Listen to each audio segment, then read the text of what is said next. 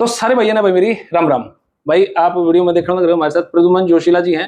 Sir नमस्कार, प्रणाम, जय हिंद। नमस्कार, प्रणाम, जय हिंद। सब दर्शकों को भी नमस्कार। सर कैसे हैं आप? बहुत बढ़िया। अब की बार तो राजनीति में बहुत बड़े बड़े मामले से लग रहे हैं, रैलियां चल रही हैं, इलेक्शन नहीं है पास में जी रोहतक लेना कब्जे में चल रहा है जी। और कुछ सीटों पे गर्मियां चल रही हैं। तो ऑल ओवर अगर आप शुरुआत करा चौटाला साहब की जो रोहतक में एंट्री मार रहे हैं जी। वैसे तो देवीलाल जी का जन्मदिन में हर वर्ष अलग अलग जगह पे मनावा है, क्या रोहतक विशेष है या रूटीन का पार्ट है? देखो, वैसे तो ये रैली एक रूटीन का हिस्सा है, क्योंकि इंडियन नेशनल लोकदल जब चौधरी ओम प्रकाश चौटाला साहब जीवित थे जी तब भी हर साल चौधरी देवीलाल की जयंती मनाया करती। ठीक है। सम्मान दिवस के रूप में पहले तो लगातार उन्होंने कई साल 25 सितंबर को मनाई जी। उसके बाद एक बार ऐसा मौका भी आया कि फिर उनके दिमाग में ये आ गया, क्योंकि सलाहकार नेताओं को कई बार अच्छी सलाह भी दे देते हैं, कई बार गलत सलाह भी साबित हो जाती है। तो उनको इस तरह की सलाह दी गई कि हरियाणा बनाने में सबसे बड़ा योगदान चौधरी देवीलाल का है, और फिर वो 1 नवंबर को भी करनी शुरू कर दी उन्होंने, 25 सितंबर की बजाय 1 नवंबर। इस बात का, क्योंकि हरियाणा के लोग, दरअसल मैं जो जानता हूँ, बहुत जल्दी भूल जाते हैं। ठीक है ना। 1 नवंबर को भी उन्होंने की हुई है। हरियाणा बनाने वाले चौधरी देवीलाल हैं, इसलिए हम उनका जन्मदिन, चौधरी ओम प्रकाश चौटाला बात बोलते थे जी, इसलिए हम जो है उनका जन्मदिन 1 नवंबर को सेलिब्रेट करेंगे। ठीक, और 1 नवंबर को मनाया भी उन्होंने जी। और यही वो 25 सितंबर की रैली है।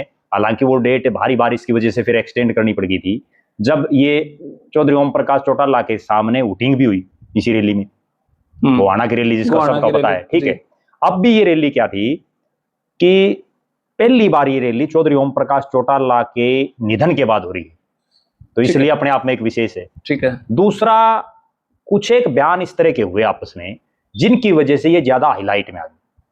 मेरा निजी अब है जी हुडा सा पे हैवी रहे। मेरा निजी रूप से ये मानना है कि अभय सिंह चौटाला ने रैली जिस दिन रोहतक में रखी उस दिन तो ये हालात थे भाई, इतना हुजूम नहीं उमड़ेगा रैली में, कोई बहुत ज्यादा लंबा चौड़ा मामला नहीं बच रहा था इन लोगों का। ठीक है। लेकिन जो ही वो रोहतक में उन्होंने घूमना फिरना शुरू किया, उसके बाद दीपेंद्र हुड्डा ने एक बयान दिया कि भाई, एक एंगल से उनका बयान भी ठीक था दीपेंद्र हुड्डा जी, कि भाई एक तरफ अभय सिंह चौटाला और इंडियन नेशनल लोकदल के नेता कह रहे हैं कि बीजेपी को हमने हटाना है, और दूसरी तरफ ये रैली रोहतक में कर रहे हैं, जबकि हकीकत ये है कि रोहतक में तो बीजेपी का मनीष ग्रोवर एक एमएलए बना था। ठीक है। या उससे पहले डॉक्टर मंगल सेन कभी जीता करते। ठीक है। ठीक है। बीजेपी का तो कोई सिस्टम ही नहीं था वहां। तो आज भी जो 4 विधायक हैं, चारों कांग्रेस के हैं।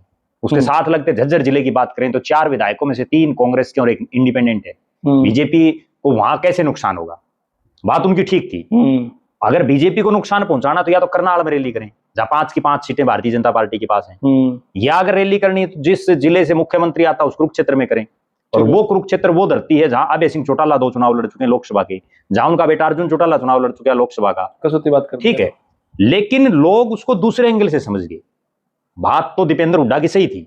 ठीक है। अगर बीजेपी को हराना है तो जहां बीजेपी पहले 0 है तो वहां आप कैसे रहोगे? ठीक है ना। बीजेपी को तो जहां बीजेपी मजबूत है वहां जाके रहो। ठीक बात है। ठीक है।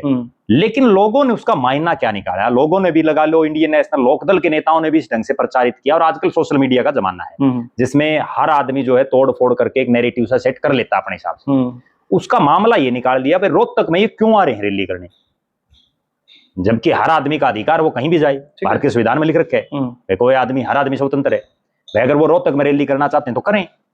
मेरा ये मानना है कि अगर दीपेंद्र हुड्डा उसके साथ एक बात और भी कह देते ना, भाई ठीक है, अगर इनको बीजेपी हरानी है तो इनको रैली तो करनी चाहिए वहां, लेकिन फिर भी अगर ये रोहतक में कर रहे हैं तो हम तो इनका फिर भी स्वागत करते हैं, लेकिन ये बीजेपी को हराओ तो कम से कम। असली निचोड़ की एक बात बता देता हूं आज, जिस पे किसी का ध्यान नहीं है। फरवरी में ये पता चल जाएगा कि इंडियन नेशनल लोकदल बीजेपी के साथ ही है या इंडियन नेशनल लोकदल बीजेपी के खिलाफ। फरवरी में पता चलेगा। ऐसा केस सच पता है जो फरवरी में होगा, वो अभी बता दूंगा तो फिर फरवरी तक बाट नहीं देखेंगे। ठीक है ना। ओके। तो आपका ये कहना है कि दीपेंद्र हुड्डा जी का जो बयान था, हाँ, वो ये था कि वो कहना कुछ और चाह रहे थे, हाँ, उसको घुमा दिया किसी दूसरे एंगल से। ओके। ठीक है ना। और उसी वजह से ये रैली एकदम से लाइमलाइट में आ गई। वरना तो आप एक चीज देखो जी, इससे पहले पिछली साल भी तो रैली थी, उससे पिछली साल भी थी, हर साल होती है, पहली बार ऐसा हो रहा है। और एक और भी कारण है जो बड़ी एक गंभीर में बात बताऊं।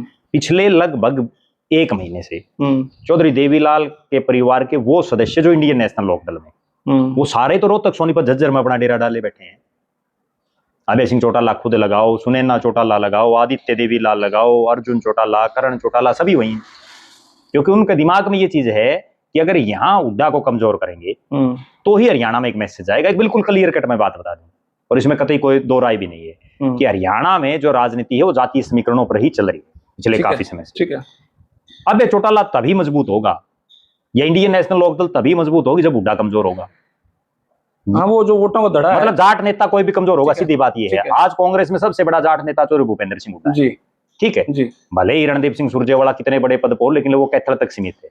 वीरेंद्र सिंह का परिवार उचाना तक सीमित है, ठीक है। तो अकेला चौधरी भूपेंद्र सिंह हुड्डा हरियाणा में वो नेता है जो 90 की 90 सीटों में जिसका अपना एक दबदबा है। भले उसमें एक बहुत बड़ा कारण ये है कि वो 9.5 साल मुख्यमंत्री रहे, जो आदमी मुख्यमंत्री बनेगा उसका एक होल्ड होता है, लेकिन ये भी जरूरी नहीं। इसके पीछे भी एक बड़ी तार्किक बात मैं बताऊं, 9.5 साल के आसपास मनोहर लाल खट्टर साहब भी मुख्यमंत्री रहे हैं। मनोहर लाल खट्टर साहब के कितने पर्सनल वोट हैं बताओ? नहीं है, ठीक है ना, केवल मोदी के नाम पे जीत रही बीजेपी। तो आज नायब सिंह सैनी लगभग 1.5 साल से जो है प्रदेश के मुख्यमंत्री हैं। नायब सिंह सैनी का कितना वोट बैंक है, वो भी मोदी के नाम से जीत रहे हैं। केवल एक प्रधानमंत्री का जो प्रधानमंत्री है देश के, उसके नाम से बीजेपी लगातार 3 चुनाव जीत रही है। आपने अभय सिंह जी का एक भाषण सुना होगा जी, जब मैंने कहा कि एक सर्वे हुआ जिस सर्वे में ये निकल कर आया अगर कांग्रेस इन 30 विधानसभा में से 15 को नहीं टिकट दे देती सिटिंग एमएलए को हटा देती है, नहीं टिकट तो वो जीत जाओगी बात। लेकिन हुड्डा साहब की कहीं प्रेशर आया, प्रेशर पॉलिटिक्स आई, जेल का डर दिखाया गया, तो हुड्डा साहब कहीं ना कहीं बीजेपी से जाके मिले, पूछा कि भाई क्या करूं, तो बीजेपी ने ये कहा कि उन 15 की टिकट नहीं काटनी। ये अभय सिंह का बयान था। देखो मैं अब इसमें क्लियर बात बताऊं आपको, और अब वो वहीं पे ही जाके वहां पे कुछ लोगों का मन भी आहत हुआ। कुछ लोगों की ये भी सोच है कि आई हुई सरकार हुड्डा साहब ने खिंडा दी। अब भी जो लोग नाराज हो रहे हैं हुड्डा साहब से, वो चाहते हैं कि हमारा अब हुड्डा साहब तो बीजेपी के हो गए, अब हमारा अगर कोई नेता हो तो अभय सिंह हो, और अब वो इस रैली के दौरान बहुत बड़े स्तर पर ज्वाइनिंग भी करेंगे। इस बारे में आपका क्या? देखो मैं बिल्कुल क्लियर और स्पष्ट बात बता देता हूं जी। कांग्रेस को मैं पिछले कई सालों से देखने लग रहा हूं, ठीक है। आज तो ठीक है भूपेंद्र सिंह हुड्डा पावर में है जी, लेकिन कांग्रेस में हमेशा से ये चीज बनती आ रही है, सिटिंग इज गेटिंग। केवल भूपेंद्र सिंह हुड्डा जब कांग्रेस में तब नहीं है, उससे पहले चौधरी भजनलाल थे उस समय भी यही मामला था, चौधरी बंसीलाल थे उस समय भी यही मामला था। कांग्रेस अक्सर जो सिटिंग विधायक हैं, सिटिंग सांसद हारे जीते हैं, उनमें से ज्यादातर को टिकटें देती है। मैं आपको एक बड़ा गंभीर उदाहरण बताता हूं। 2005 के चुनाव के बाद परिसीमन हो गया। परिसीमन होने के बाद चौधरी धर्मवीर सिंह, ठीक है, वो सिटिंग विधायक थे बारडा के जी, सिटिंग गेटिंग की बात बता रहा हूं आपको। उनको सिटिंग गेटिंग के चलते सोना से टिकट देनी पड़ी। वे सिटिंग विधायक है, इसको टिकट देनी पड़ेगी। जयप्रकाश जेपी को आदमपुर से देनी पड़ी, भले ही वो सिटिंग नहीं थे लेकिन उसका भाई सिटिंग था, रणधीर सिंह धीरा, ठीक है।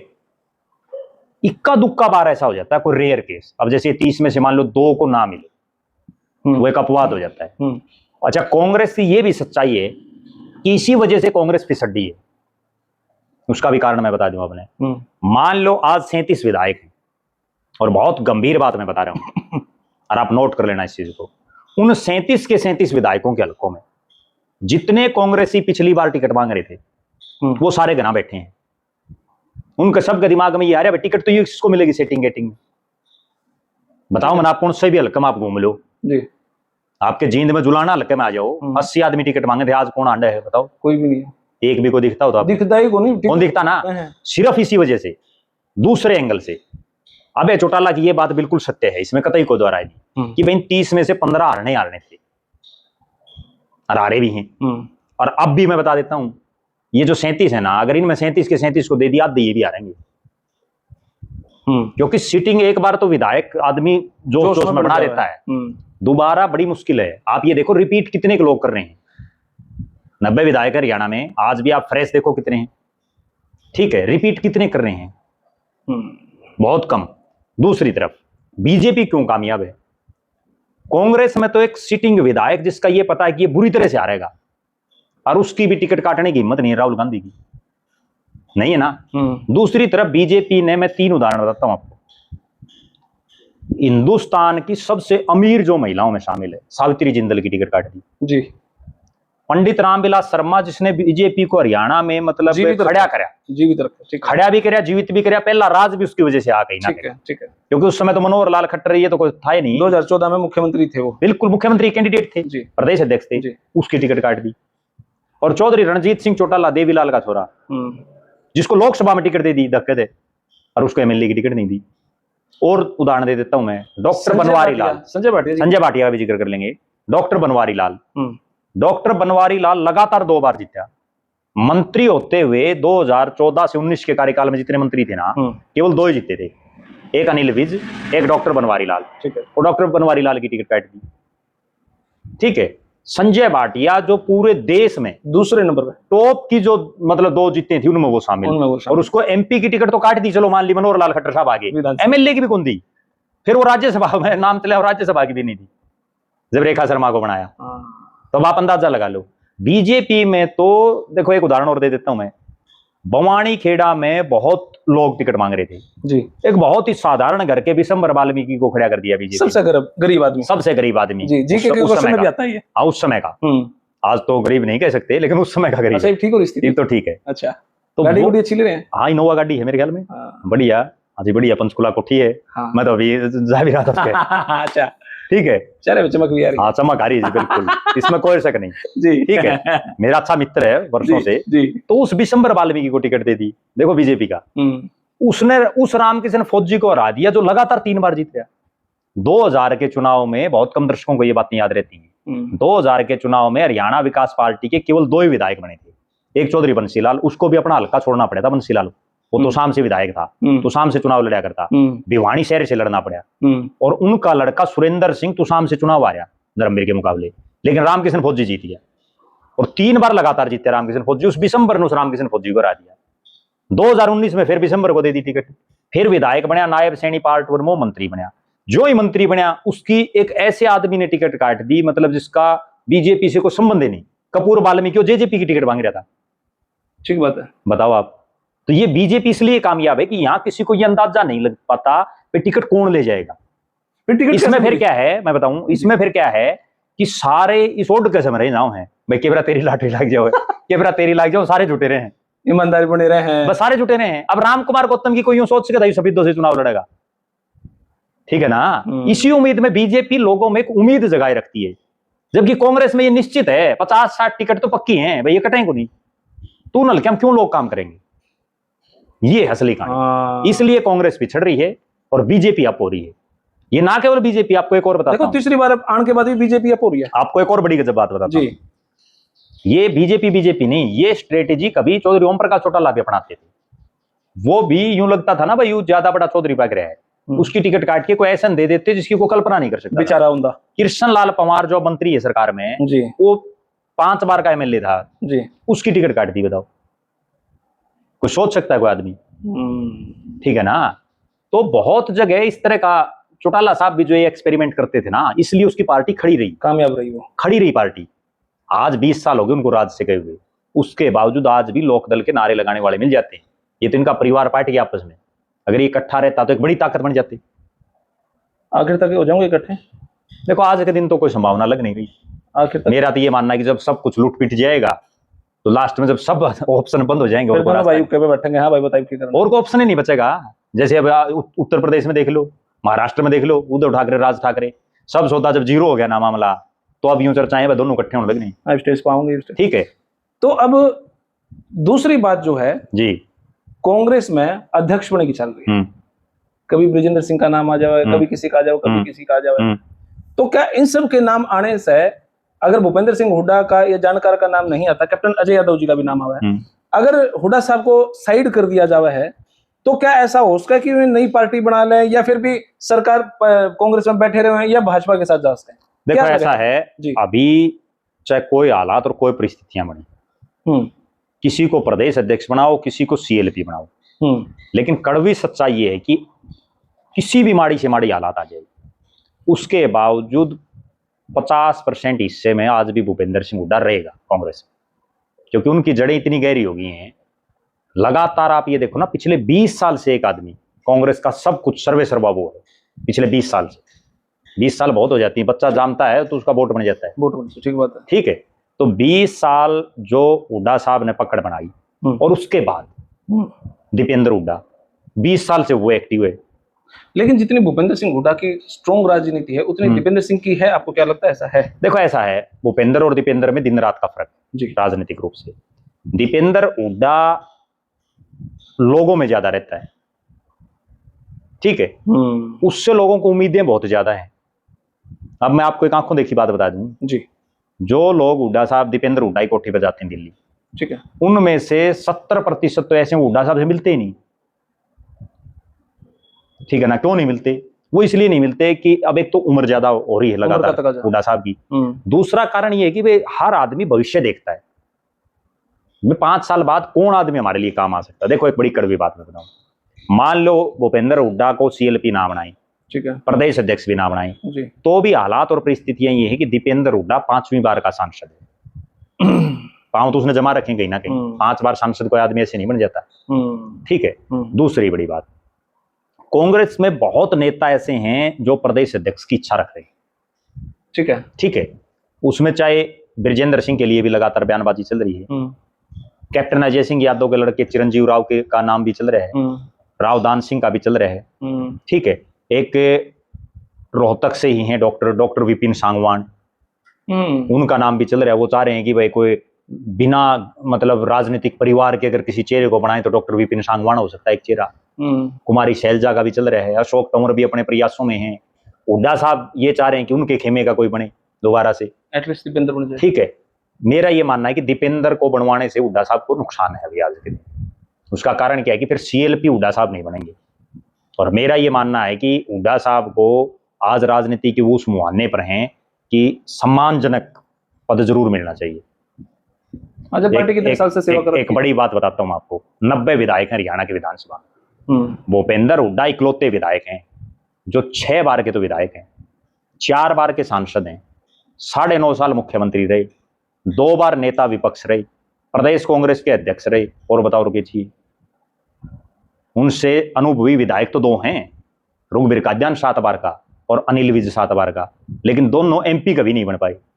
हुड्डा साहब 4 बार एमपी भी हैं, ठीक है ना। तो उनसे वरिष्ठ कोई आदमी नहीं है। अब मान लो उन्हीं की पार्टी में जिसमें 37 में से लगभग 30-32 विधायक उनके पक्ष में हैं, और अगर किसी उनसे बहुत जूनियर विधायक को कमान दे दी जाए तो फिर हुड्डा साहब पर क्या बीतेगी। मान लो दीपेंद्र हुड्डा को तो प्रदेश अध्यक्ष बना दिया, ईगो हट की बात आ गई। इस तरीके से अगर भाजपा सोचती तो क्या कामयाब रहती? वो भी मैं बताऊं आपको, बीजेपी आज सत्ता पक्ष में है, अगर बीजेपी विपक्ष में होती तो बीजेपी में भी तोड़फोड़ हो जाती, ओके, ठीक है ना। आज मोदी ताकतवर है, आज कांग्रेस वाले क्यों बोल रहे हैं, छोटे छोटे नेता भी बोल रहे हैं, ठीक है। जब 9.5 साल मुख्यमंत्री था भूपेंद्र सिंह हुड्डा और डॉक्टर मनमोहन सिंह देश के प्रधानमंत्री थे, तब कितने बोल रहे थे। अब वो देखो ना, राज सबसे बड़ी ताकत है राज में, ठीक है। हमारे 2 टॉपिक हुए, तीसरा टॉपिक अब ये चल रहा है कि गौरव गौतम की सीट पर कुछ दिक्कत है, और इधर से उचाना की सीट पर कुछ दिक्कत है, थानेश्वर में भी कुछ मामला है, और इंद्री वगैरह इन सीटों पर कुछ मामला है। अगर हम पर्टिकुलर गौरव गौतम जी और ब्रजेंद्र जी की बात करें तो क्या कहना आपने?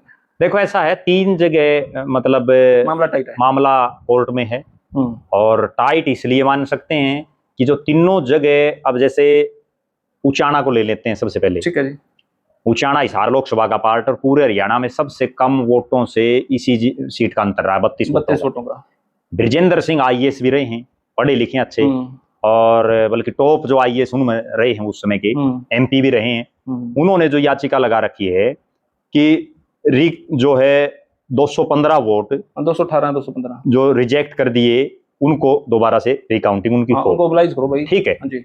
अगर उसमें वो रिकाउंटिंग हो जाती है तो रोड़ा तो सिर्फ 32 का है, पलट जाएगा मामला, ठीक है। अगर वो पलट गया तो साफ है, अब अगर जो पुलिस की खड़ी होना बिल्कुल ठीक है, तो मामला साफ है, ठीक है। अच्छा, इसमें एक बड़ी मेरे को ये लग रहा है कि जिस ढंग से कोर्ट लगातार तारीख पर तारीख दे रहा है, जल्दी स्पीड से, तो हो सकता है ये फैसला ही बहुत जल्द हो जाए, ठीक है ना। पहले फैसला तो सिर्फ इस चीज का होना है कि वो रिकाउंटिंग होनी या नहीं। अगर वो रिकाउंटिंग होगी तो उसमें पेटा भर जाएगा दोनों तरफ से। दूसरा,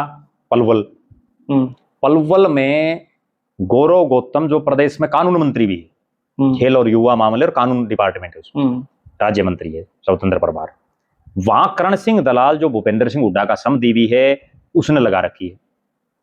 और करण सिंह दलाल ने वो इन चीजों के लिए फेमस है कि वो जिसके साथ एक बार भिड़ता है ना तो फिर वो लगातार भिड़ता ही रहता है। चौटाला साहब के साथ उसकी खूब भिड़ंत रही, राजनीतिक भिड़ंत। अब गौरव गौतम के खिलाफ उन्होंने जो लगा रखा है कि भाई उन्होंने धार्मिक उसमें वोट मांगे, ठीक है, उसमें ये है मेरा मानना, बाकी तो कोर्ट क्या फैसला देता है, अगर उसमें कोई ऐसा क्लू कोर्ट को मिलेगा तो वहां तो इलेक्शन रद्द हो सकता है, रिकाउंटिंग वो तो कोई मामला होगा नहीं, क्योंकि वो तो आचार संहिता का उल्लंघन हो गया। ठीक है, ठीक है, वहां तो दोबारा चुनाव होगा। इतना सेंसिटिव मामला था? नहीं, आचार संहिता अगर उसने मांगे हैं तो आचार संहिता का उल्लंघन है। वो तो जो आचार संहिता जो लगती है उसमें आप सरकारी बिल्डिंग में आप नहीं मांग सकते, आप कहीं मंदिरों में धार्मिक जगहों पर नहीं वोट मांग सकते, वो तो एक पूरा जो है परफॉर्मा था सारा। ठीक है। तीसरी जो है थानेसर में अशोक अरोड़ा और सुभाष सुधा लगातार 2 बार का वहां से विधायक था और अशोक अरोड़ा को हराया उसने। तो सुभाष सुधा मंत्री भी था नायब सैनी पार्ट 1 में और बहुत मामूली अंतर से वो चुनाव हार गई। उन्होंने जो लगा रखे, उन्होंने एक डाटा निकलवाया और ये तो बहुत सी सीटों पर निकल सकता है, मेरा जो मानना है। अगर और जो हारे हुए प्रत्याशी ना वो कोशिश करें तो निकल सकता है। आइडिया दे रहे हो बाबू, रोको भी। आइडिया दे देता हूँ, ठीक है ना जी। तो वो आइडिया ये है कि उन्होंने जिन लोगों ने वोट डाले उसमें कुछ एक ऐसे लोग मिले जो विदेशों में थे उस समय, वो डल रहे हैं, उनकी उन्होंने ट्रेवल हिस्ट्री निकलवा ली। ठीक है, वो इस दौरान भारत में नहीं थे। सुधा साहब ने काफी दिमाग लगाया। तो दिमाग तो देखो ये उनकी मेहनत तो है इसमें, ठीक बात है। कुछ एक ऐसे लोग भी थे जो एक्सपायर हो रहे हैं, उनके वोट भी पड़ रहे हैं। और ये तो वहां नहीं, ये क्या पता और हल्का भी हो रहा हो कहीं ना कहीं, अगर और कोई कोशिश करे तो। ठीक है, अच्छा उम्मीद कैसे जगी ये बता देता हूं आपने। 2 मामले ऐसे हुए हरियाणा में जिनसे इन हारे हुए प्रत्याशियों को उम्मीदें जगी और जितनियों की धड़कनें तेज होगी। एक तो पानीपत के लाखों बुवाना गांव में एक सरपंच का फैसला आया, ईवीएम में वोटों की दोबारा गिनती होगी, और जब वो गिनती हुई तो वो जो हार रहा था वो जीत गया और जीते हार गया, उम्मीदें जगी। दूसरा भी हिसार के आसी में एक गांव में एक फैसला आया कि वहां मरे हुए लोगों के वोट पड़ रहे हैं, और वो जो है आसी की अदालत में जज साहब ने वो रद्द कर दिया इलेक्शन। उसके बाद और उम्मीदें जगी। जिनकी ड्यूटी लगा है सरकारी कर्मचारियों, क्या उनको सस्पेंड नहीं किया जाना चाहिए? नहीं, देखो इसमें तो बहुत बड़ा, ये कोई एक हल्का कार्य एक नहीं, हंगामा भी देखा। इस कमरे में 5-7 आदमी बैठे हैं सरकारी कर्मचारी, कोई वोट गिर के चला गया, उनकी जांच तो उन्होंने करी नहीं, इसका मतलब ऐसा ना, या उससे पहले कोई सेटिंग हो चुकी? सेटिंग की वो नहीं है, मेरा जो मानना है वो क्या है कि वहां एजेंट भी बैठते हैं सारे कैंडिडेटों की। ठीक है, हर पार्टी का बैठते हैं। तो कई बार ऐसा होता है कि विशेषकर एक तो महिलाओं के वोट डल जाते हैं, क्योंकि गामा में तो इस चीज पे भी ऐतराज है ना भाई, ओला कर रही है, अगला मुंह नहीं उगाड़ना। ठीक है, जूतबाजियां हो भाई, हमारी बहू का मुंह देख लिया, बहुत जगह देखे हैं। ठीक है ना, इसलिए गामा में तो सरपंच वाला इलेक्शन बन जाता है और इसलिए हो जाता है। अच्छा, कई बार यूं भी है गामा में एक सिस्टम, वैसे तो सरकार ने कर रखा है आधार कार्ड लाओ, फलाना वोटर कार्ड लाओ, उससे वोट पड़ेंगे, लेकिन बहुत बार ऊं भी गिने हैं, गिरवा दो जानकार वो कह दिए एजेंट, हाँ जी गिर दो। ठीक है, उसके बाद क्या होता है, गांव में नाम तो किसी ने कहे हैं रमलू और उसका नाम के बरा हो ज्ञानेश्वर, तो ज्ञानेश्वर दोनों को जानता है नहीं गांव में, समस्या ये है ना। अच्छा, शहर हम आपस में कौन किसने जाने है, तो जो बड़े जो शहर है ना उनमें तो वैसे कौन वैसे नहीं जानते, पड़ोसी नहीं जानता। बिल्कुल ठीक है, आपने 3 सीट बताई और भी उसका मान लेते हैं हम। हाँ, तो ये जो कोर्ट में मामला जाना अभी है, तो ये और पेचीदा तब होगा मामला, आपको और बता देता हूँ जी। जो राहुल गांधी बार बार ये कह रहे हैं ना, मैंने एटम बम तो फोड़ दिया, हाइड्रोजन बम ले आऊंगा, ठीक है, वोट चोरी को लेके, तो वो हरियाणा की भी कई सीटों पर फोकस है उनका, वे कहाँ गड़बड़, क्या क्या इनपुट उनके पास आएंगे, वो होमवर्किंग उन्होंने शुरू कर रखी है। जब हरियाणा की सीटों के बारे में वो बोलेंगे तो असली हाइड्रोजन बम वो उस दिन फोड़ेंगे, उसके बाद तो और ज्यादा उछाल आ जाएगा मामले में। अच्छा, एक चीज और है, ये फिर आपसे वही सवाल पूछना था, जो अब की बार ये विधानसभा की दोबारा कोर्ट में मामले जा रहे हैं, ये क्या पहली बार ही हुआ है? कई बार चर्चा चला कि हुड्डा साहब के टाइम में भी ऐसा था, चौटाला साहब के टाइम में भी ऐसा था, देवीलाल साहब के टाइम में भी ऐसा था, क्या ऐसे पहले भी हुए हैं या अब की बार पहली बार ही ऐसा यो पंगा सा छिड़ा है? ना, बहुत बार होते हैं ये तो। आप एक बात बताओ, चौधरी बंसीलाल ने और धर्मवीर सिंह ने 1987 में चुनाव लड़ा था तो शाम से, और उसमें धर्मवीर सिंह जीत गया, उसके बाद वो कोर्ट में चला गया, वो मंत्री भी रहा, वो सरकार चली लगभग 4-1 साल के आसपास, ठीक है, और उसके बाद वो फैसला आ गया बंसीलाल के पक्ष में, अगला इतने एमएलए रह लेगा, हाँ जाओ बाद में। हुड्डा साहब के टाइम में भी 5 विधायक थे। फिर उसके बाद हुड्डा साहब से पहले बता देता हूं आपने, चौटाला साहब के राज में राज्यसभा की सीट को लेकर कुछ निर्दलीयों ने किरण चौधरी का समर्थन कर दिया था। किरण चौधरी कैंडिडेट थी कांग्रेस की, ठीक है। वो विधानसभा स्पीकर ने फिर उनको डिसमिस कर दिया, फिर वो मामला भी ऐसे ही रहा। फिर हुड्डा साहब के राज में 5-6 एमएलए बने थे हरियाणा जनहित कांग्रेस बीएल की, चौधरी भजन लाल की पार्टी की, उसमें से 5 कांग्रेस में चले गए, कांग्रेस सरकार में। वो मामला चला कोर्ट में लगातार, ठीक है, चलता रहा, तारीख पे तारीख हो, लगभग 5 साल निकाल गया उनका। कि मैं उसमें 2 मंत्री भी रहे, राव नरेंद्र सिंह और सतपाल सांगवान, विनोद ब्याना सीपीएस भी रहा, धर्म सिंह छोकर था, जिलेराम शर्मा था, ये 5 आदमी थे। जिलेराम शर्मा का एक बड़ा खास रिकॉर्ड और है, वो भी बता दूं मैं, बता दो जी, ठीक है। वो एक ऐसा विधायक बना जिसकी जमानत जब्त थी, ठीक है। मतलब 2009 के चुनाव में उस सीट पर जितने कैंडिडेट खड़े थे, हारे जीते, सबकी जमानतें जब्त थी। जमानत जब्त के बावजूद वो विधायक बन रहा था। तो यह भी बताओ कैसे हुआ? ठीक है, यह होया क्या कि वहां जो 5-6 कैंडिडेट थे ना, वो सारे हम कांटा मुकाबला था। किसी का 12,000 वोट, किसी का 13, किसी का 14, किसी का 15, किसी का 18, सबका बराबर सी आई, सबका बस बराबर 1000-2000 का फर्क था, ठीक है। तो ये भी अपना आप में एक रिकॉर्ड है जिसका बहुत कम लोगों को पता है। ये तो मैंने पहली बार पता लगा, सबकी जमानत जब्त, सबकी जमानत जब्त, बिल्कुल, और फिर भी विधायक बन गया, ठीक है। मान्य है वो विधायक? हाँ मान्य है, क्योंकि वोट ज्यादा। मान्य तो ये है ना, जिसका वोट ज्यादा, अपने भारत में जो संविधान में जो है उसमें ये तो है नहीं भाई इतने % वोट आने चाहिए, सबसे ज्यादा आने चाहिए, उसमें तो सबसे ज्यादा आने चाहिए, 10% हो, 10 वाला भी जीत जाएगा। ये तो 33 वोट थे, तो ये इसका 10-12% वोट पाऊंगे, मैंने एग्जैक्ट कैलकुलेशन तो कौन 12-13 होंगे, ठीक बात है, जो टोटल वोट थे उसका, तो जीत गया। अच्छा, तो ये इस तरह से चलता रहता है। पीछे भी जब इंद्रजीत दहिया का जो इलेक्शन 3 वोटों का डिफरेंस रह गया था, ठीक है, जयतीरथ दहिया के मुकाबले, उसका भी चला मामला बड़ा लंबा चौड़ा। तो ये चलते रहे हैं, क्योंकि जो हार जाता वो हारनिया खाली थोड़ी बैठेगा, हाथ तो मारेगा, वो हाथ पैर मारेगा, हर संभव कोशिश करेगा, हर करनी भी चाहिए, एक्सरसाइज जरूर, क्या पता सूता जाए, ये उन्होंने सुता रहे उसमें एक आपको एक बड़ी, तो कई बार यूं करें अभी कि अगर भाजपा चाहोगी तो देवेंद्र त्रि बना रहेगा, भाजपा नहीं चाहोगी तो यू लटक जाएगा। हालांकि मामला तो कोर्ट के हाथ में है, अब शायद वो सुप्रीम कोर्ट की भी तैयारी कर रहे हैं। देखो नेचुरल बात है, वो अगर हार गया तो सुप्रीम कोर्ट में जाएंगे, वो तो कौन सी पार्टी हार जी, वो तो जाओगे। अगर ब्रिजेंद्र सिंह उस चीज में हार गया, रिकाउंटिंग नहीं की, तो ब्रिजेंद्र सिंह चला जाएगा। अगर उन्होंने रिकाउंटिंग जज साहब ने मान ली तो सुप्रीम कोर्ट में देवेंद्र त्रि चला जाएगा, ठीक है। दूसरा, जहां तक भाजपा का सवाल है, ठीक है, संवैधानिक संस्थाएं हैं सारी, लेकिन कहीं ना कहीं मतलब एक परसेप्शन इस ढंग का बन रहा है देश में कि भाई सरकार सबसे ताकतवर है। हाँ, वो एक और बहुत, मैं उस दिन बल्कि देश की संसद में था, आपको बड़ी एक गजब बात बताता हूँ। जो लोग यूं कहते हैं ना भाई MP MLA ये कुछ नहीं है, सबसे पावरफुल MP है। एक सिटिंग जज के खिलाफ महाभियोग ला दिया उन्होंने, सुप्रीम कोर्ट के सिटिंग जज के खिलाफ, और उस दिन मैं उस चीज का खुद गवाह था। मैं वहां संसद की कार्रवाई देखने के लिए जा रहा था जिस दिन ये महाभियोग आया। तो उस दिन ये बिल्कुल क्लियर हो गया कि हिंदुस्तान में सबसे पावरफुल अगर कोई संस्था है तो वो संसद है, क्योंकि कोई जज किसी MP को महाभियोग नहीं ला सकता।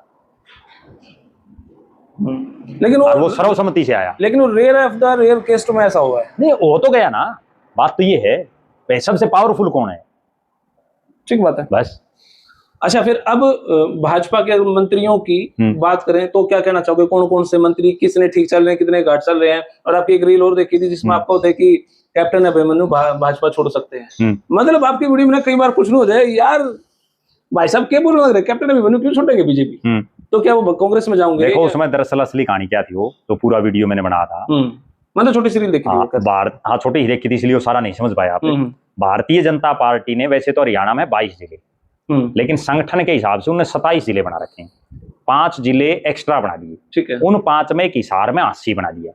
और बड़ी गजब बात मैं बताऊं कि जब से वो 80 जिला बनाया, 80 का जिला प्रधान अशोक सैनी को बनाया, तब से भारतीय जनता पार्टी का इस पूरे 80 जिले में मूल बीजेपी का जो सबसे बड़ा नेता है वो कैप्टन अभिमन्यु है, ठीक है। क्योंकि इसमें 3 हलके हैं, 80, बरवाड़ा और नारनौंद।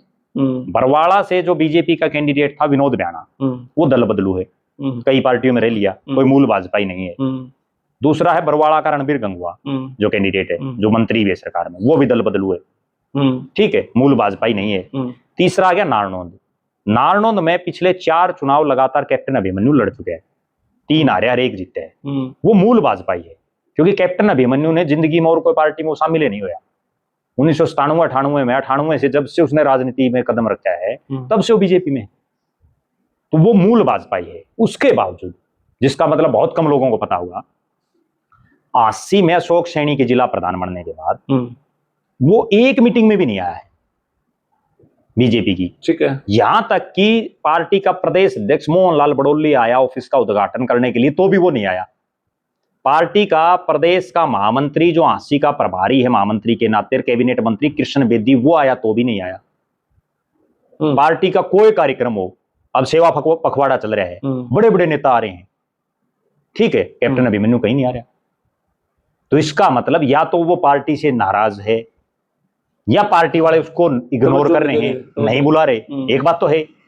नहीं तो आप एक बात बताओ, जो आदमी 4 योजना से वहां से चुनाव लड़ रहा है, बीजेपी का राष्ट्रीय प्रवक्ता रह चुका है, कैबिनेट का मंत्री रह चुका है, मुख्यमंत्री का दावेदार था, और उसके बावजूद वो लगातार मीटिंगों में ना आना। और ना केवल कैप्टन अभिमन्यु, उसके जो कई निजी से आदमी है ना, वो भी बहुत कम आ रहे हैं। वो कभी कभार आ गया, एक अलग बात है। और उसके पीछे मैंने बड़ा जब अध्ययन कराया कि असली कहानी क्या है, कि कैप्टन साहब नाराज हैं या पार्टी उनको इग्नोर कर रही है, तो उसमें जो निकल के आया कि दोनों बातें सच हैं। कैप्टन साहब भी नाराज हैं लोकल जो बॉडी है उससे, और पार्टी उनको इग्नोर कर रही है। उसमें भी एक तर्क बता देता हूं आपने। जिला प्रधान समेत 80 में 22 पदाधिकारी बनाए गए। और बड़ी गजब बात बताऊं, 3 हल्के हैं। अगर एवरेज भी निकालें तो 7 तो एक हल्के का बांटा हो ना, ठीक है। और उन 3 में 2 जगह सिटिंग विधायक हैं बीजेपी के। प्रदेश के मुख्यमंत्री नायब सैनी, प्रदेश के प्रभारी सतीश पुनिया, प्रदेश अध्यक्ष मोहन लाल बड़ौली, तीनों बार बार एक बात कह रहे हैं कि जो हम सीटें आ रहे हैं, जिन 42 सीटों पर पार्टी आ रही है, उन 42 को भी अगली बार जीतने के लिए हम प्रयास करेंगे। हमने काम शुरू कर दिया, बाकायदा एक विधायक मंत्री की वहां ड्यूटी भी लगा रखी है, जिसको शैडो विधायक बोल रहे हैं, लगा रखी ना, नारनौंद में भी लगा रखी है। जहां पार्टी हार रही है वहां से केवल 4 पदाधिकारी ले रखे हैं 22 में से, और वो जो 4 ले रखे हैं उनमें से भी 3 ऐसे हैं जिन पर कहीं ना कहीं कैप्टन अभिमन्यु बहुत ज्यादा खुश नहीं थे, और एक जिसको बनाया है जो कैप्टन अभिमन्यु जिस पर खुश थे, वो उसको जो पद दिलाना चाह रहे थे वो पद नहीं दिया। और बड़ी गजब बात बता देता हूं, 80 को लेके ऐसा मामला हो रहा है। अब बरवाड़ा हल्के में लगभग 7 पदाधिकारी बना रखे हैं जो जिला टीम है, 6 बरवाड़ा शहर के हैं, बाकी काम कहां जाएंगे। मतलब जिला प्रधान ने जो कार्यकारिणी बना रखी है अपनी, वो टोटली असंतुलित टाइप की,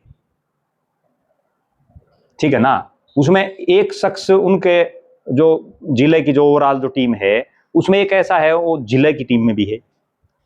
सीएम विंडो का एमिनेंट पर्सन बनाना, उसमें भी उसका नाम। ग्रीवेंस कमेटी का मेंबर बनाना, उसमें भी उसका नाम। मतलब अपने जो नजदीकी है उनको पूरी तवज्जो, और जो मूल कैडर है उसको कहीं ना कहीं इग्नोर किया जा रहा है। तो इसलिए कैप्टन अभिमन्यु, मेरे पास जो सूचना, वो नाराज हैं जिला सिस्टम से, और इग्नोर उनको इसलिए कर रखा है।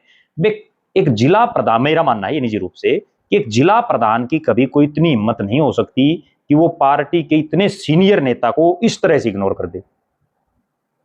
कहीं ना कहीं उनको भी कोई बैक मिल रही होगी,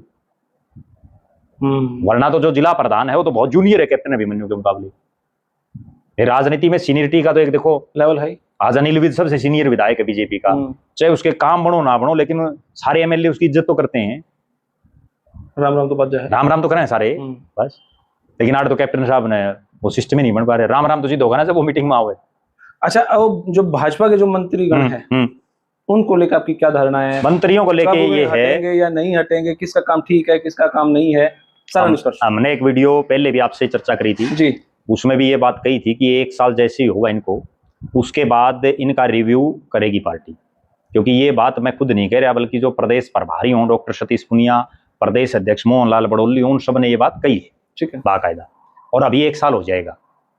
तो एक बड़ी गजब बात बताऊं, आज सरकार के मंत्रियों की ये हालात है, जो 13 मंत्री हैं, कई आगे तो लोग नाम भी जान दे, शक्ल देखना तो बहुत दूर की बात है। बिल्कुल सही बात है, ठीक है ना।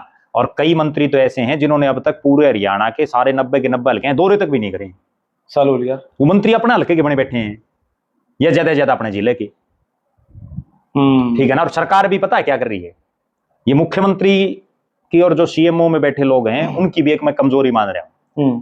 बीजेपी लगातार कार्यक्रम तो कर रही है, सरकार भी लगातार कार्यक्रम कर रही है, लेकिन जो मंत्री जिस जिले का उसी को मतलब उसमें चीफ गेस्ट बना देते हैं।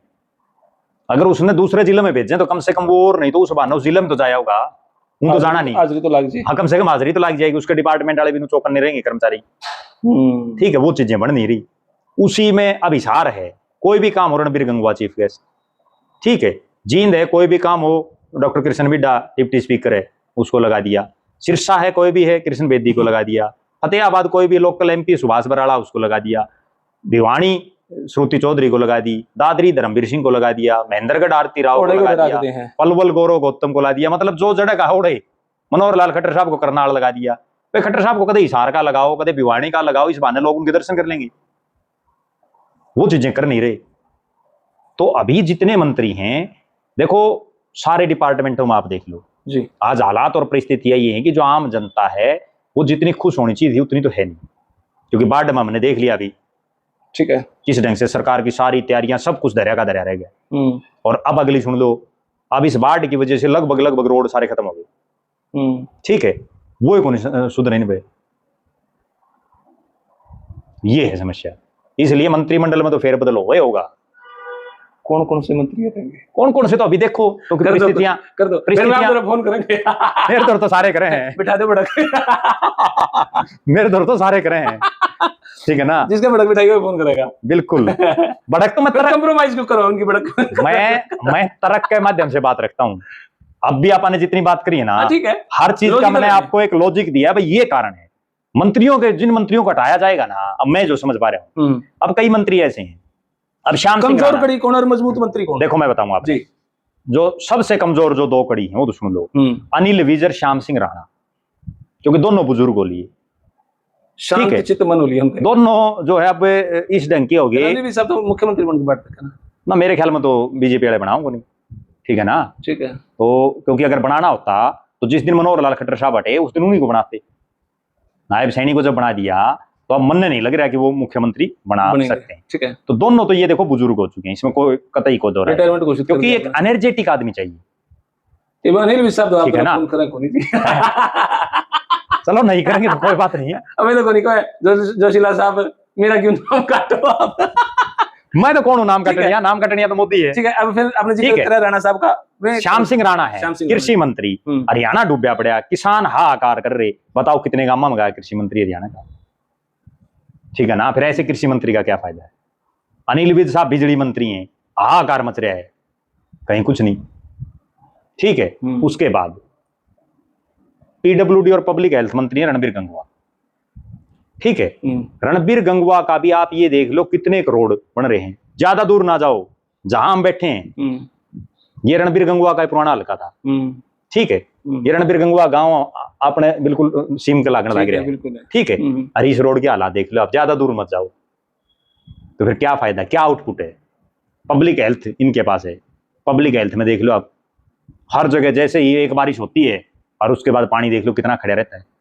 जो सीवरेज वाला डिपार्टमेंट है वो पब्लिक हेल्थ पे है, ठीक है, ठीक है। उसके बाद 3 मंत्रियों की तिकड़ी है, विपुल गोयल, राजेश नागर और गौरव गौतम, ठीक है। उन 3 में से गौरव गौतम को तो हम ये मान सकते हैं कि उनके पास जो डिपार्टमेंट है उसमें वो ठीक चल रहे हैं, ठीक है। लेकिन राजेश नागर का तो लोगों ने ये नहीं पता मिलेगा, ज्यादातर ने हरियाणा लेने पर, ये भी कोई मंत्री है अपना हरियाणा में, ठीक है। विपुल गोयल का कोई आउटपुट बता दो। ज्यादातर मंत्री तो ऐसे हैं, सारे रिपीट दिए आपने, जिनका कोई आउटपुट दिख ही नहीं रहा। सच्चाई तो ये है ना, शाम को 6 से 8 आप फोन कर सकते हैं जिनके पास जी। ना फोन तो कोई नहीं कर लो, कोई दिक्कत नहीं, ठीक है, ठीक है जी। उसके बाद अब राव नरबीर सिंह एक मंत्री हैं, वो खुद ही यूं कह रहे हैं कि भाई मेरी सरकार है लेकिन मैं नहीं करवा पा रहा काम, उनका वीडियो वायरल है। तो फिर मंत्री बनने का फायदा क्या है, ये नहीं समझ हमारी बात, ठीक है। वे कम से कम आपको कमान दी गई है, आप काम करके तो दिखाओ। एक बड़ी गजब बात मैं बताता हूं आपको, बहुत नेता हमने ऐसे देखे हैं जो अफसर को यूं काम भी नहीं कहते भाई यूं करना है, वो उसके इशारे से समझ जाता है इस आदमी का काम करना रिस्का नहीं करना, लेकिन ये इशारे तो जिद करेंगे ना जब ये कड़े जाऊं है, जाते नहीं।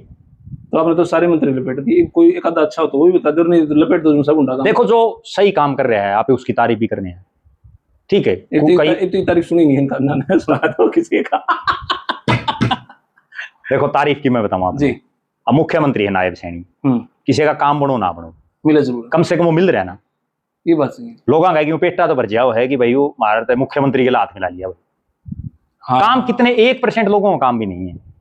ठीक बात है। ठीक है ना। चंडीगढ़ जो लोग जाओ हैं उनमें तो 70% तो सिर्फ चेहरा दिखाने के लिए जाओ हैं। अरविंद शर्मा की क्या स्थिति है? ठीक है, अरविंद शर्मा का भी मेरा तो ये मानना है कि कोई जितना उनमें कैलिबर था वो उसका कुछ भी नहीं दे पाए, इनपुट नहीं आया, कुछ भी नहीं दे पाए। वो तो दादा गौतम के लिए भीड़ बढ़ा के रह लिए। दादा गौतम का ओडे राजनीति मामला से खराब हो गया, उनका खराब हो गया ना, डाउन। बिल्कुल बिल्कुल डाउन है, कोई शक नहीं है इसमें।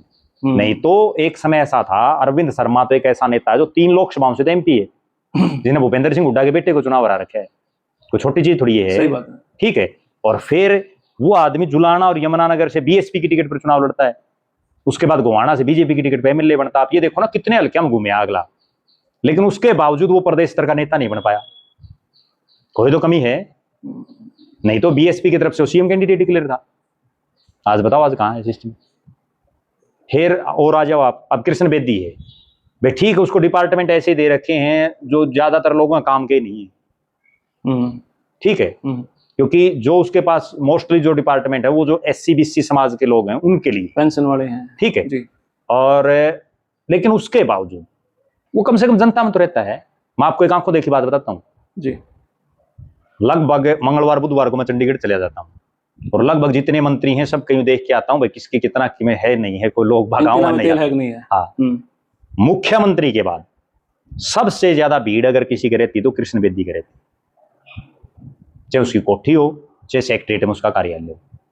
भीड़ होना अलग बात है, लेकिन काम हुआ है कि नहीं? काम तो एक बात बताओ ना, जिसको जो काम करेगा उसे तो भीड़ होगी। आप ये भी चीज देखो, अगर मान लो किसी ना काम है, वो 1 बार चलेगा, 2 बार चलेगा, 5 बार चलेगा, रोज थोड़ी जाओगा, अगर अगला उसकी बातें नहीं सुनेगा तो। ठीक है ना। कई मंत्री तो ऐसे हैं वो एकले बैठ रहे हैं, ये एक आधा बस को चिल्ला चपाटा बैठ गया। बात करना अध्यक्ष बने की। अच्छा, महीपाल ढांडा की बता देता हूँ आपने। हाँ। अब महीपाल ढांडा शिक्षा मंत्री है जी। ठीक है, हालांकि शिक्षा के मामले में कुछ नहीं कर पाया, लेकिन बस उसका इतना है कि वो लोगों से मिल ठीक ठाक रहा है। लेकिन जो उसको डिपार्टमेंट दे रखा है उसमें वो कुछ कर तो पाया नहीं। उसको तो कृषि मंत्री बना देना चाहिए, कृषि और पशुपालन मंत्री। ठीक है ना, तो ज्यादा ठीक रहेगा। बात करें बीजेपी के अध्यक्ष बने की बात चल रही है, अभी कौन बनेगा? कई बार ऐसी रील भी देखने मिला है कि कृष्णलाल पवार मिले उनसे कई बार चर्चा चला है।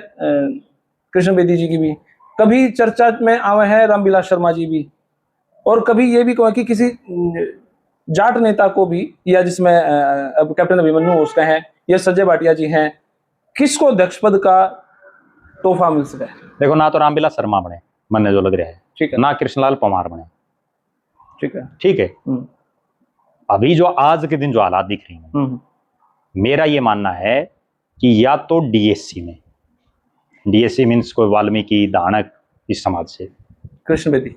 हाँ, कृष्ण बेदी हो सकता है। हाँ, बिल्कुल वही है सबसे बड़ा चेहरा। ठीक है। और या जाट, आज के दिन जो परिस्थिति है, जाट हो तो कौन? मेरे हिसाब से जयप्रकाश दलाल, जेपी दलाल, जो पीछे वित्त मंत्री और कृषि मंत्री था, उसको बनाया जा सकता है।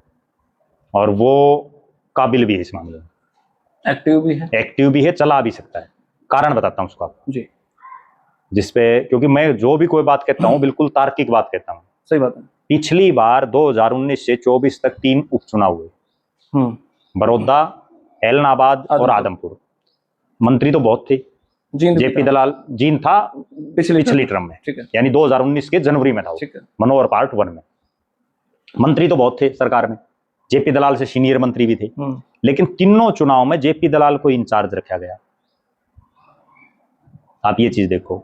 ठीक है, इसके अलावा जेपी दलाल जब कृषि मंत्री था या जब वित्त मंत्री था, उसका कार्यकाल आप उठा के देखो। आज जो किसानों की हालात बन रही है ना, कि पानी नहीं निकल रहा, मोटर नहीं है, कहीं कृषि मंत्री जाना है, देखा आपने? जबकि जेपी दलाल खुद में वहीं था, मैंने भी देखा है, कई गांव में खुद गया है और तुरंत अधिकारियों को कहा है कि तुरंत निकालो पानी, वहीं डीसी को उनको बुला के। ये होता है किसान की आवाज उठाना। तो जेपी दलाल एक चेहरा हो सकता है। जो मजबूत दिख रहा है। या दूसरा चेहरा एक और भी है, वो सुरेंद्र पुनिया हो सकता है। सुरेंद्र पुनिया जो प्रदेश का महामंत्री है फिलहाल, क्योंकि बीजेपी की एक पॉलिसी रही है, पिछले कई बार हमने ये देखा है कि जो आदमी प्रदेश महामंत्री है उसको प्रदेश अध्यक्ष बना देते हैं। जैसे मैं उदाहरण दूं आपको, पवन सैनी भी प्रदेश महामंत्री थे, बताता हूं आपने, क्या उनको नहीं बनाया जा सकता? तो बने नहीं सकता सैनी तो दूसरा, सीएम भी सैनी, प्रदेश अध्यक्ष भी सैनी, दोनों कैसे बनेंगे? फिर बाकी कहां जाएंगे? जात, मैं आपने पहले एक बात बताई ना, जातीय समीकरणों पर चल रही है हरियाणा राजनीति, ठीक है। और वो उसी हल्के से विधानसभा का उसने चुनाव लड़ा है जहां पहले नायब सैनी मुख्यमंत्री थे, एमएलए थे, और नायब सैनी ने उसके हल्के से लड़ा है, वो लाडवा से था। लाडवा और नारायणगढ़ दोनों आपस में बदल ली, ठीक है। बल्कि इसकी पवन सैनी की तो एक तरह से हम ये कह सकते हैं कि राजनीतिक कुर्बानी होगी, राजनीतिक हत्या होगी। हाँ होगी, नहीं तो वो अगर लाडवा से लड़ता तो जीत जाता। नारायणगढ़ उसके लिए नया हल्का था। लेकिन पवन सैनी की खासियत है, आज भी 1 साल हो गया इलेक्शन को, आज भी वो नारायणगढ़ में लगातार रह रहे हैं, वहीं पे रह रहे हैं और वहीं पे लग रहे हैं। उसका कारण है ना एक, अब लाडवा में तो उनके पास विकल्प नहीं बचा, वे मुख्यमंत्री अपनी सीट थोड़ी छोड़ेगा। बात सारी ठीक है जी, लेकिन कई बार हालात और परिस्थितियां ऐसी होती हैं कि अब लाडवा तो सीएम साहब छोड़ेंगे नहीं, ठीक है ना, तो अगला चुनाव भी नारायणगढ़ से लड़ना पड़ेगा। मैं एक बार पवन सैनी जी के साथ बैठा था कहीं पे कुरुक्षेत्र में, तो मैं बोला कि जी 2022 की बात है, 22-23 की, मैं बोला पवन जी क्या लगा है 2024 के इलेक्शन का? ये बोला 100% भाजपा होगी, हमारी स्थिति नहीं है। अब ऐसी स्थिति में किसान आंदोलन हो चुका है आपका, इधर से फिर कोरोना भी जा चुका है, और इतनी बुरी स्थिति में आपको भाजपा होगी। ये बोला जगदीप आप देखना कि भाजपा किस तरीके से काम करेगी और लोग वोट देंगे, और 100% 2014 से बड़े मैंडेट से भाजपा आएगी। उसके बाद में उसे 7-8 बार मिला और उन्होंने हर बार मेरे को कहा जगदीप तू देखता जा, भाजपा जीतेगी, लोग वोट देंगे। अब जब भाजपा जीती तो मैंने उनके पास फोन कराई, बोले जगदीप भाजपा आ गई, माजी कमाल कर दिया। नहीं वो तो देखो, उन्होंने कहा 2047 तक का मैंडेट है, भाजपा जाएगी नहीं। देखो 47 का दागा किसने की होगा, ठीक है, लेकिन बीजेपी की 2 बड़ी खास बात है जिसकी वजह से बीजेपी राज बना रही है, वो है मार्केटिंग और मैनेजमेंट। बीजेपी को मैनेजमेंट करनी आ रही है, बीजेपी मार्केटिंग कर रही है, जबकि कांग्रेस इन दोनों मामलों में बड़ी फिसड्डी से भी और पीछे, ठीक है ना, डी ग्रेड से भी आ गया, एफ, ना कोई मार्केटिंग ना कोई मैनेजमेंट, कुछ नहीं है कांग्रेस के पास, इसलिए सिस्टम डावाडोल है। वरना तो आप एक बात बताओ, बीजेपी आज जो 48 जीत रही है, इसमें एक बहुत बड़ा योगदान केवल इसलिए है कि वो कांग्रेस की वजह से जीत रही है। कांग्रेस ने कई जगह गलत कैंडिडेट उतार दिए, कई जगह कांग्रेस की आपसी फूट, ठीक है, कई जगह प्रचार ना करना, बहुत कमियां रही, एक नहीं तो बीजेपी कहानी थी। लेकिन ये सच्चाई है कि तीसरी बार लगातार आई है। कम से कम आप एक चीज देखो भाई, आज हम ये चीज सब कह देते हैं भाई कांग्रेस की वजह से आ गई, लेकिन बीजेपी ने भी तो कुछ ऐसा कराया है जिससे वो 20, 25, 30 टिकटों का उसका जुगाड़ था, सारी ये थोड़ी कांग्रेस ने जिता दी। ये बात है, ठीक बात है, बीजेपी ने कुछ तो कराया है, ठीक बात। अब मैं एक उदाहरण देता हूं लोगों को, भाई बहुत लोग ऐसे मिलते हैं जो मोदी के विरोधी, लेकिन मोदी ने कई काम तो ऐसे करे हैं जो आदमी कोई सोच ही नहीं सकता, डिनाई भी नहीं कर सकता। अब 2-2 हजार रुपए जो किसानों को दे रहे हैं, 6,000 रुपए एक किसान को साल में, आज से पहले भी तो सरकारें थी, एक ने भी नहीं दी। भाई देखो, चाहे कोई उसका विरोधी हो, उसका विरोधी के भी खत्म जा रहे हैं ना, काम तो बढ़िया करे उसने, ठीक बात है, ठीक है। कई काम ऐसे हैं, कोई ऐसे भी हैं जो भाई नहीं लोग मान रहे उन कामों को सही की, लेकिन जो सही है उसकी तो सराहना करनी चाहिए। अब नायब सिंह सैनी की हमने एक बात बिल्कुल क्लियर बता दी, वो कम से कम मिलता तो है सबसे, हंस के मिलता है, नहीं तो सीएम के दर्शन दुर्लभ होते हैं। बिल्कुल, बहुत बार देखा हमने। चलो जी, बहुत बहुत शुक्रिया सर, बहुत बहुत धन्यवाद, धन्यवाद भाई। इस राजनीतिक सरगर्मियों में हमारे प्रद्युम्न जोशीला जी हर वो बात बताते हैं जो आपने सुनी भी नहीं होगी, और भाई सच में बता में मजा भी आया है, और सारी बात तार्किक है और लॉजिक एक बात है, तो सबका कुछ ना कुछ अर्थ है। और भाई आप अपनी प्रतिक्रिया कमेंट बॉक्स में जरूर दें, और कहीं ना कहीं आपकी प्रतिक्रिया के अच्छे शब्दों में कुछ ना कुछ, कोई एक प्रश्न निकल सका, कोई एक मैसेज निकल सका है, वो चर्चा का विषय बन सका है। फिलहाल ये वीडियो इतनी, आपने किसी लगी कमेंट बॉक्स में अपनी राय दे, तब तक ले धन्यवाद। जय हिंद, भारत माता की जय।